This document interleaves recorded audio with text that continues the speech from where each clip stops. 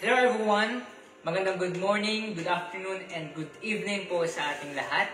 Alright, so ngayon ay tayo po ulit ay matututo ng salita ng Panginoon. Alright, at magkakaroon po tayo ng lesson at ma-apply po natin sa ating buhay. Alright, so ngayon po ay nasa Mark na po tayo. Okay, papangalan ko pa yung character or book. Okay. So, dito sa Mark, okay, matutunghayan po natin dito, okay, ang pananampalataya na nasa Roma, okay. Ito po ay para itong Mark na po ito ay sinulat, okay, ni Mark, okay, at sa mga mananampalataya na nasa Roma, okay. Lagi niyo pong tandaan na sumulat nito ay si Mark. At para kanino? Sa mga nanampalataya na nasa Roma. At kailan ito isinulat? After death, okay, nung 67 or 69. Alright, shoutout kay Fragata, Archie. Alright. At nawa ay maging pagpapala itong tatalakayan natin. Alright. So ngayon, ang ating title po ng ating babasahin. Okay. So, si Juan na tagapagbautismo. Okay? At binautismuhan si Jesus. Alright? Verse 1. Okay, dito tayo sa Mark chapter 1, verse 1. Sabi po dito, ito ang simula ng Ebanghelyo patungkol kay Jesucristo, ang anak ng Diyos tulad ng susulat sa aklat ng mga propeta. Narito, isinusugo ko ang aking sugo na nauuna sa iyo. Siya ang maghahanda ng iyong daraanan sa unahan. Shout out kay Mary Grace Fuentes. And sabi di po dito, sa verse 3, may tinig ng isang sumisigaw sa ilang.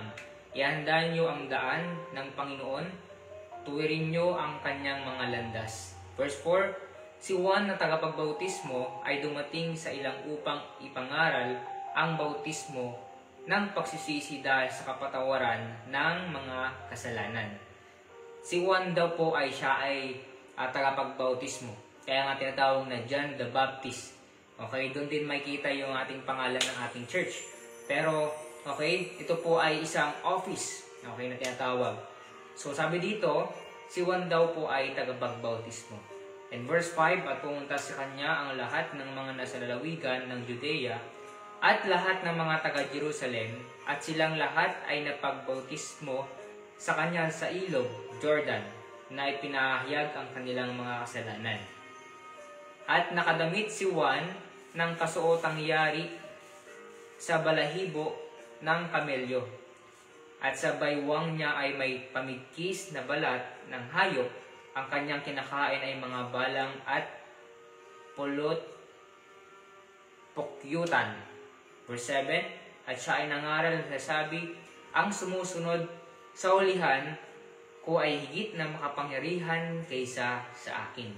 Hindi ako karapat-dapat yumukod at magkalag ng tali ng kanyang mga pangyapak. Verse 8, kayo nga ay binautismuhan ko sa pamagitan ng tubig, ngunit kayo ay babautismuhan niya sa pamagitan ng banal na Espiritu. Lagi po natin tandaan na ang baptism po, okay, ito po yung first step of obedience. Okay, kung ikaw ay ligtas na, okay, ang dapat mo nang gawin ngayon ay magpabautismo, okay, sa church. Dahil kapag tayo ay nagpabaptize, we are member na, okay, sa ating church. At the same time, susundin natin ang Panginoon, okay, at makapaglingkod na tayo sa Panginoon. Hindi sayang yung ating paglilingkod sa Panginoon. Kasi nga, tayo ay nagpabaptize na. Okay? At syempre, dahil ikaw ay nagpabaptize na, meron ka ng family. So, madami ka ng tatay, madami ka ng nanay, okay? Meron ka ng ading, kuya, okay? Mas malawak yung ating relationship. O kaya naman, madami na tayong kakilala. We have big community. Okay? And sabi dito, makita natin dito yung binautismuhan si Jesus. Okay? Shoutout kay Mama. Magandang gabi, nak. Okay, salamat po sa pag-share, ma. And sabi sa verse 9, at nangyari sa mga araw na iyon, si Jesus ay dumating mula sa Nazareth ng Galilea at binautismuhan siya ni Juan sa ilog ng Jordan. Alam niyo po ba na ang Diyos, okay, siya ay nabautismuhan bago siya gawin yung isang ministry, bago siya mag-witness, bago siya magpagaling, okay, bago siya maglingkod sa Panginoon. Sabi dito, okay, verse 10, at nang umahon si Jesus mula sa tubig, okay, so sa ating pagpapabaptize, okay, andun yung proper, okay, motive, okay, proper mode, okay, paano ba yung pagpapabaptize, okay, so ang Diyos ay namatay 3 times a day, siya po ay inulubog, okay, kapag tayo po ay ipapabaptize na po, okay, tayo po ay ilulubog sa tubig, okay, dapat talagang nalubog siya, pati yung katawan, pati yung ulo, hindi lang yung wisik sa ulo, kundi ilulubog. Kasi ito po ay parang nangyari, okay? So, yung nangyari sa Panginoon na siya ay namatay after 3 days pero siya ay nabuhay, okay? So, yun yung example, okay, yung proper mode. At merong proper motive na tinatawag. Ano ba yung proper motive? Okay, bakit ba tayo magpapabaptize? Okay? Ngayon, ano nga ba yung motive or bakit nagpabaptize ang Panginoon kay John the Baptist? Okay? Dahil nagpabaptize ang Panginoon kasi gusto niya maging good example, at the same time, okay, ready na siya para humayo. Okay? So, siya po ay share na ng gospel or ng word of God. Okay, siya ay magpapagaling. Okay, i-start niya na yung ministry o kaya yung mission. Sa atin, ang ating mission is yung gawin yung Great Commission. I-share yung gospel, okay? I-share yung magandang balita, okay, na tinatawag. Kaya, ang proper motive ng Panginoon kung bakit siya ay nagpabaptize because, okay, gusto niyang sundin ang Panginoon. Gusto niyang sundin ang Ama. Okay? So, bakit tayo magpapabaptize? Because we want to follow God. Okay? Susundin natin ang Panginoon sa ating buhay. Okay? At dapat nasa tayo, proper age na tayo, nasa tamang pag-iisip na tayo. Hindi tayo pinilit, kundi nag-decide tayo ng mabuti. Kaya tayo ay nagpabaptize, okay, hindi dahil sinabi ng magulang o yung nag-disciple sa'yo, kundi ito ay conviction mo because you want to follow God, because you want to a member of the church, okay? Dahil mas gusto natin, okay, na magpabaptize, okay? At mas gusto natin na sundin na ng Panginoon at paglingkuran siya.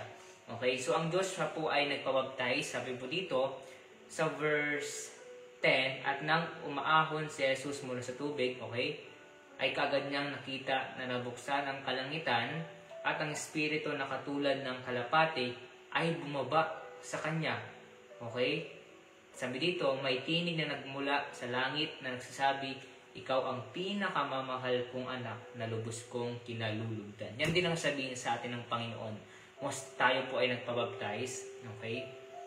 Tayo po ay sumunod sa tubig ng bautismo, okay? It means gusto natin sundin ang Panginoon. If you are not baptized, okay, I will encourage, I will recommend na magpabaptize ka muna, okay? Para hindi sayang yung ating paglilingkod sa Panginoon. Kasi kapag tayo ay nagtuturuan ng bata, o tayo ay nag-share ng gospel, ng salvation, okay? Tayo na po ay sasali sa choir. Kung hindi pa tayo baptize, lahat yun baliwala. Kaya kailangan natin magpabaptize muna tayo kasi ito ay first obedient. But take note, itong pagpabaptize po, hindi po ito ligtas sa impyerno. Hindi po yun yung daan. Kundi, ang lagi po nating dandaan na hindi po magliligtas yung baptism, hindi po magliligtas yung pag-church, okay? Hindi po magliligtas yung pagiging mabuti, kundi ang magliligtas po sa atin. Sabi sa John 14:6, Jesus said unto him, I am the way, the truth, and the life. No man cometh unto the Father but by me. Ang Diyos lang po yung magliligtas po sa atin. Wala na pong iba. Kaya ang kailangan po natin ay tanggapin muna ang Panginoon bilang Panginoon at tagapagligtas at magsisipo tayo sa ating mga kasalanan. Dapat po ay tayo po yung magpakumbaba. Okay? Kasi sino ba tayo? Tayo ay parang punas na sobrang dumi. Okay? Dapat tingnan natin yung ating sarili na tayo ay hindi karapat dapat na mapunta sa langit. Kasi we are sinner. Okay? Tayo ay isang makasalanan. Okay? Pero dahil andyan ang Diyos, okay? Sa kanina nga, ako ay nag-share, sinare ko yung assurance of salvation na yung number 3 ata yun, na ang Diyos, okay, once na tayo nagpakumbaba, humingi ng tawad, okay? At sinabi natin yung mga kasalanan natin, ang Diyos ay nagpapatawad. At ano pa? Ang Diyos ay kakalimutan niya yung ating mga ginawang kasalanan. Sabi niya, past is past. Okay? Kakalimutan niya na. Hindi kagaya sa atin, di ba? Minsan, hindi pa natin ito nakakalimutan. Pero ang Diyos, naging good example siya. Siya ay nagpabaptize, binautismuhan muna siya, okay? Bago siya, okay? Or marangkada, okay? Sa ministry, okay? Sa pag-share ng gospel, pag-share ng word of God, okay? Kaya ang Diyos ay tularan po natin. Kasi ang Diyos po ay karapat-dapat na sundin natin sa ating buhay. Bakit gusto natin magpabaptize? Because you want to follow Christ Jesus. Okay? Gusto nating sundin ang Panginoon sa ating buhay. Kung wala ang Panginoon, hindi tayo maliligtas sa impyerno. Kaya kung ikaw hindi ka paligtas, okay? Tanggapin mo muna ang Panginoon bilang tagapagligtas. Okay? Pagkaroon ka muna ng Panginoon sa iyong buhay, bago ka mapabaptize. Okay? Tingnan mo muna yung proper motive mo. Bakit ka magpabaptize? Okay? Alam mo na ba yung tama at mali? Okay? Paalam muna sa parents mo kung ayaw. Basta decision mo yan. Okay? Nasa right age ka na. Ang Diyos ay nasa 30 years old. 30 years old na siya. Pero if you are 7 or 12 years old na, okay? Pataas. Pwede na yan. Okay? Basta maganda yung motive mo. Okay? Dapat ang motive natin because we want to follow Christ. Okay? Kasi ang Diyos ay naging good example po siya. Kaya siya po ay nagpabaptize. Okay? So, kung ready ka na, pwede mong check yung nagdi-disciple sa'yo. Okay? Sabihin mo, Kuya, gusto ko nang magpabaptize. Kasi we want to follow Christ. Okay? Ang Diyos ay nagbabago ng buhay. Okay? And ngayon, kapag tayo ay nabaptize na, we are ready na. Okay? To serve God. Okay? At laging tandaan, okay, na hindi magliligtas yung baptism. Alright? Kailangan muna nating mag-decide, okay, na ngayon mismo, kung hindi mo tinanggap ang Panginoon, this is the time. Okay? So, we have a prayer. Ito yung paraan. Okay? At hindi ito yung magliligtas sa'yo. Kundi ito lang yung paraan. Okay? Tayo ay humingi ng tawad sa Panginoon. Okay? Tayo ay magpakumbaba. At tanggapin natin siya bilang Panginoon tagapagligtas. If you are not saved, okay? Sa mga hindi pa saved. Pero kung saved ka na, okay, hindi mo na kailangan to. Okay? So, let's pray. Okay? Sundan mo lang ako sa prayer. Okay? Kasi this is the very kailangan. Okay? So, let's pray. Panginoon, salamat po. Dahil kayo po ay napako sa krus para bayaran ang aking kasalanan. Ngayon po ay humihingi po ako ng tawad sa aking mga kasalanan. Tinatanggap po kita bilang Panginoon at tagapagligtas ng aking buhay. Pumasok po kayo sa aking buhay at papasukin niyo po ako sa inyong kaharian. Ito po ang aking dalangin sa pangalan ni Jesus. Amen. Alright, so ngayon, okay, if you are saved na ngayon, tinanggap mo ang Panginoon ng taos-puso, ng totoo, okay, at gusto mo nang sundin ng Panginoon, okay, wala nang pipigil sa'yo. Sabi nga sa Romans 8:1, wala nang hatol na kay Kristo, okay. So, yung sinasabi doon, okay, yung kailangan na application doon is, ang sinasabi po doon ay hindi na po tayo hatulan sa impyerno. Okay? At ngayon, kung gusto mo talaga na magpabaptize na, if you want to be a member of your church, okay, kailangan mo na magpabaptize. Okay? Para lingkod ka na sa Panginoon, okay? At hindi sayang yung ating paglilingkod sa Panginoon. If you have a question, please comment, okay? Huwag kang mahiya, o kaya i-reach mo kami, message mo kami, okay? I-explain po namin ito ng mabuti. Alright, so salamat sa pag-share, okay? Shoutout kay, okay, sa ating mga viewers, okay? So ngayon po ay gagawin po natin is yung mga nagko-comment, okay? Ipagpipray na po natin sila, okay? So we have a new innovation, okay? So this is my conviction, okay, to pray, okay, kung sino yung nanonood, okay, at kung sino yung nag-comment, okay? So this is your reward, okay? So mag-pray po tayo, okay? Sino ba yung mga nag-comment? Okay, si Archie, si Mary Joy, and then si Mama. Okay, let's pray. Panginoon, makapangyarihan sa lahat, salamat po sa inyong salita na kayo po ay nagpa-baptize, nagpa-baptize, Panginoon. At salamat po dahil kayo po ay andyan po lagi na sinusundan po namin at mas lalo po kami na-inspire, okay, sa kwento ng Bible.